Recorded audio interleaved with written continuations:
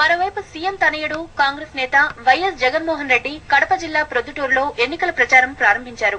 MP అభ్యర్థిగా తనకు, MLA అభ్యర్థి వరదరాజన్ రెడ్డికి ఓటు వేయాలని కోరారు. జగన్ పర్యటన కార్యకర్తల్లో కొత్త ఉత్సాహం తెచ్చింది.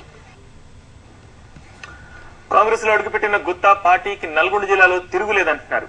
అటు టీడీపీపై ఎదురుదాడికి దిగుతున్నారు. మరోవైపు కడపలో అభివృద్ధి చర్చ వివాదాస్పదమైంది. నల్గొండ జిల్లాలో కాంగ్రెస్ పార్టీ స్వీప్ చేస్తుందని ఆ పార్టీలో చేరిన టీడీపీ నేత గుత్తా సుఖేందర్ రెడ్డి అంటున్నారు.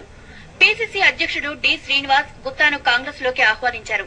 గుత్తా రాకతో నల్గొండ కాంగ్రెస్ కు కొండంత బలం వచ్చిందని భువనగిరి ఎంపీ సీట్ ఆశిస్తున్న కోమటిరెడ్డి రాజగోపాల్ రెడ్డి చెబుతున్నారు. కాంగ్రెస్ కేంద్రంలో కూడా కాంగ్రెస్ అధికారంలోకి వస్తేనే సరైన విధంగా దేశానికి ఉపయోగపడుతుందన్న భావనతో వారు నిర్ణయం తీసుకుని కాంగ్రెస్ పార్టీలో చేరినందుకు వారిని అభినందిస్తా ఉన్నాను.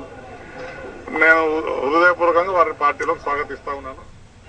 ఖచ్చితంగా కాంగ్రెస్ పార్టీ ముందుకు తీసుకుపోయే దాంట్లో మా కార్యకర్తగా మేము కూడా మా వంతు కృషి మేము చేస్తాం.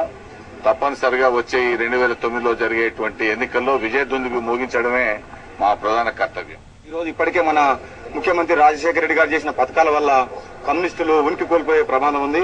అందులో తోడుగా ఇప్పుడు అమ్ముల పదవిలో ఇంకో బ్రహ్మాస్త్రం తోడు అయినట్టు సుఖేందర్ రెడ్డి గారు రావడంతో జిల్లాలో మొత్తం సీట్లు గెలుచుకుంటామన్న నమ్మకం నాకుంది. వారిని హృదయపూర్వకంగా నేను స్వాగతిస్తున్నాను.